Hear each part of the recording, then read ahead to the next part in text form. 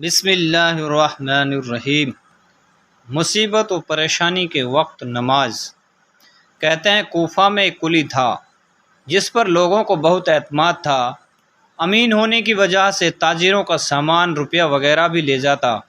ایک مرتبہ وہ سفر میں جا رہا تھا، راستے میں ایک شخص ان کو ملا، پوچھا کہاں کا ارادہ ہے؟ کلی نے کہا فلاں شہر کا۔ وہ کہنے لگا مجھے بھی جانا ہے، میں پاؤں چل سکتا تو تیرے ساتھ ہی چلتا، کیا یہ ممکن ہے کہ 1 دینار کرائے پر مجھے کھچر پر سوار کر لے؟ کلی نے اس کو منظور کر لیا۔ وہ سوار ہو گیا۔ راستے میں ایک دوراہا ملا۔ سوار نے پوچھا کدھر کو چلنا چاہیے؟ کلی نے سرائے عام کا راستہ بتا دیا۔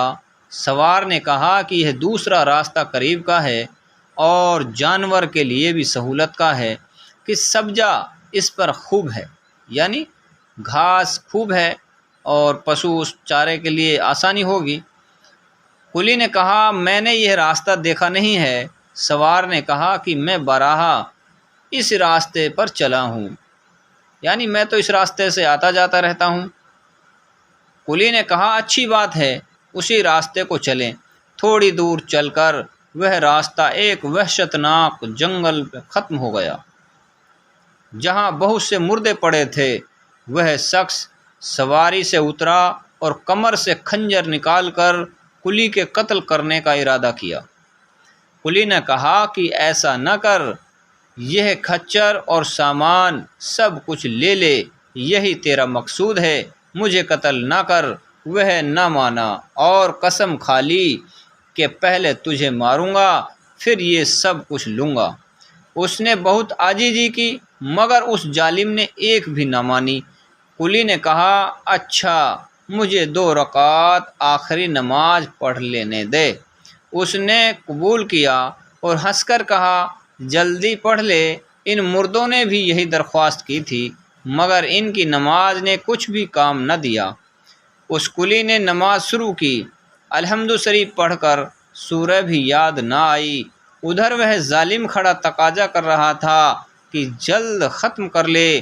بے اختیار اس کی زبان پر یہ آیت جاری ہوئی، امن یجیب المضطر اذا یہ پڑھ رہا تھا اور رو رہا تھا کہ ایک سوار نمودار ہوا جس کے سر پر چمکتا ہوا خود لوہے کی ٹوپی تھا۔ اس نے نیزہ مار کر اس ظالم کو ہلاک کر دیا۔ جس جگہ وہ ظالم مر کر گرا، آگ کے شعلے اس جگہ سے اٹھنے لگے۔ یہ نمازی بے اختیار سجدے میں گر گیا، اللہ کا شکر ادا کیا۔